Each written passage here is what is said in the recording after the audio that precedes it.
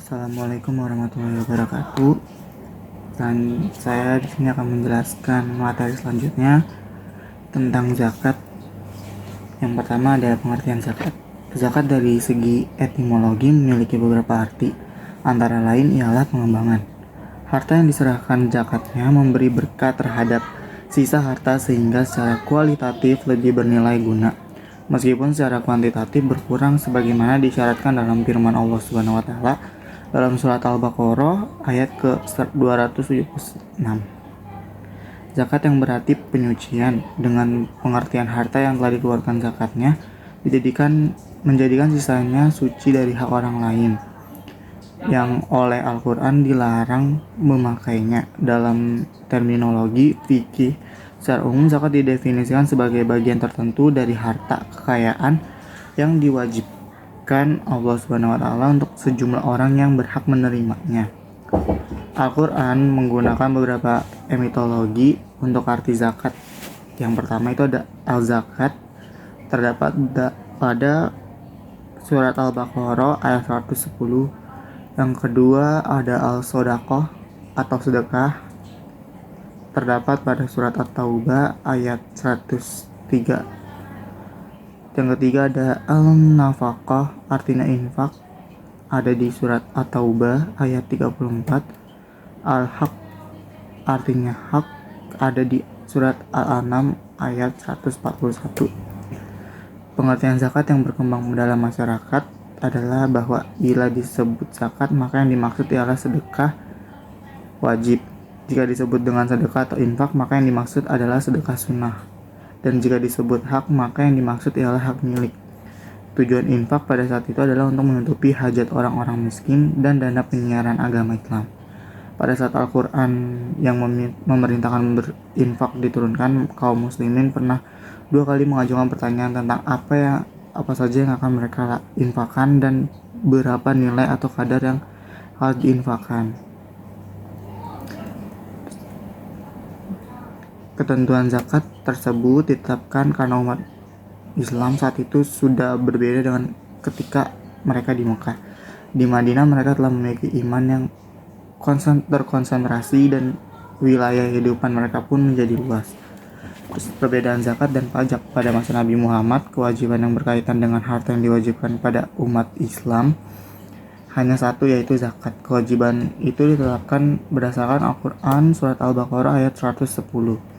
Zakat saat itu merupakan salah satu sumber keuangan negara, karena negara yang dibangun oleh Rasulullah SAW itu bukan hanya terdiri dari orang-orang Islam saja, melainkan juga non-Muslim yang tidak terkena kewajiban zakat. Maka sebagai imbangan kewajiban zakat terhadap Muslim, kepada non-Muslim diwajibkan membayar pajak atau jizyah.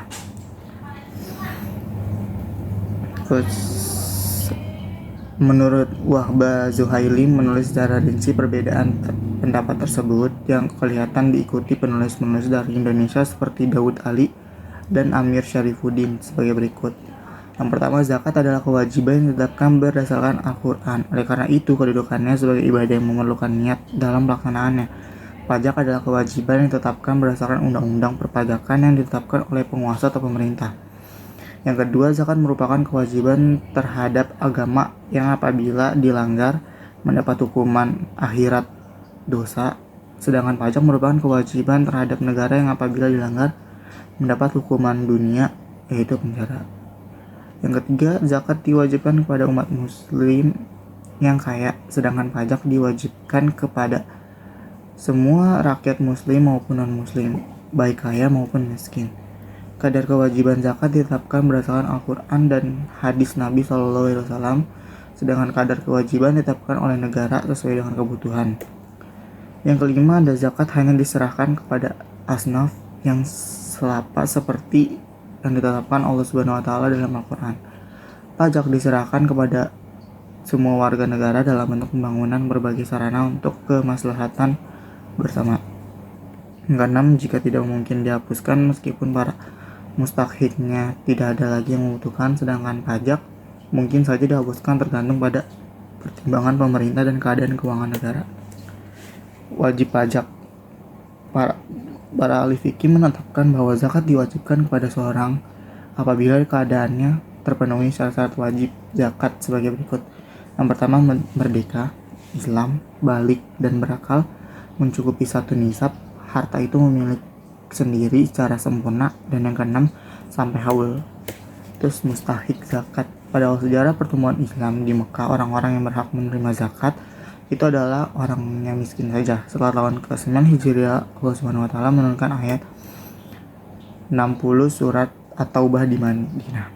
Ayat di atas menunjukkan bahwa orang yang berhak menerima zakat terdiri dari 8 golongan.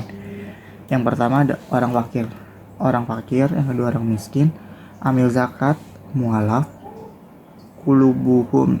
Nah, mualaf kulubuhum itu artinya yang dijinakan hatinya.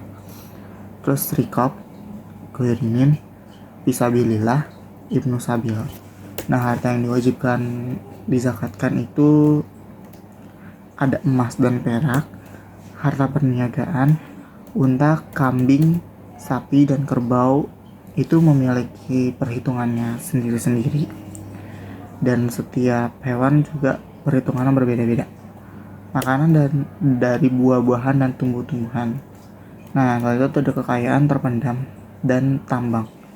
Dalam istilah Arab, kekayaan ini disebut rikaz, yang artinya sebagai harta kekayaan simpanan orang terdahulu ditemukan oleh umat Islam di tanah milik mereka,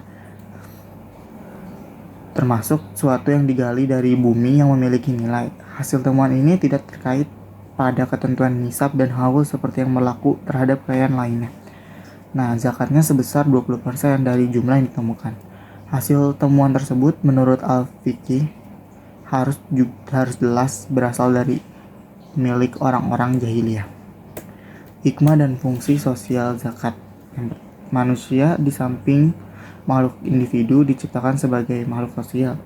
Sebagai makhluk sosial, kehidupannya selalu terkait dengan orang lain.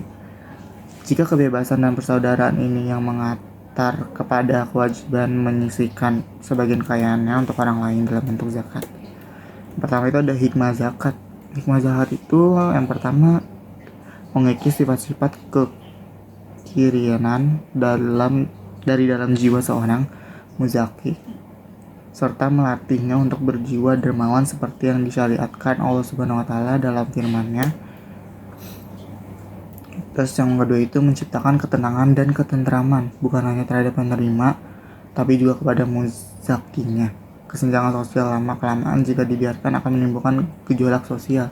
Hal itu tentu akan menimbulkan keresahan bagi pemilik harta. Dengan pemberian zakat kepada yang ekonominya lemah akan mengurangi kesenjangan Al-Quran. Terus yang C, zakat bila diserahkan kepada mustahik secara ikhlas, di samping memberikan keuntungan terhadap kebaikan akhirat, juga menambah nilai harta yang tersisa. Zakat dapat pula menciptakan ketenangan batin bagi muzaki.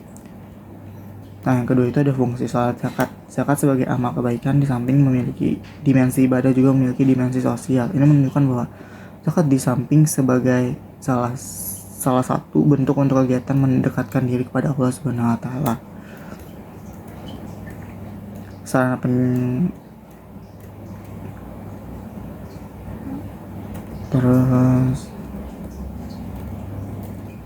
Zakat berfungsi sebagai suatu sarana jaminan sosial dan persatuan masyarakat dalam memenuhi kebutuhan individu, memberantas kemiskinan dan kemelaratan umat manusia. Nah, pengelolaan dan penggunaan zakat Al-Quran memerintahkan orang-orang yang beriman untuk membayarkan zakatnya. Perintah itu bersifat mutlak, tidak ada batasan tentang siapa yang dikenakan wajib zakat dan bagaimana cara pelaksanaannya. Dalam membicarakan pengelolaan dan pemanfaatan zakat, ada beberapa hal yang harus diketahui. Yang pertama itu waktu membayar zakat sebelum waktunya, memberi zakat kepada mustahik. Yang kedelapan, pembayaran dana pendistribusian zakat dalam bentuk nilai. Yang terakhir, lembaga pengelolaan zakat. Sekian penjelasan tentang zakat dari saya. Kurang lebih mohon maaf. Wassalamualaikum warahmatullahi wabarakatuh.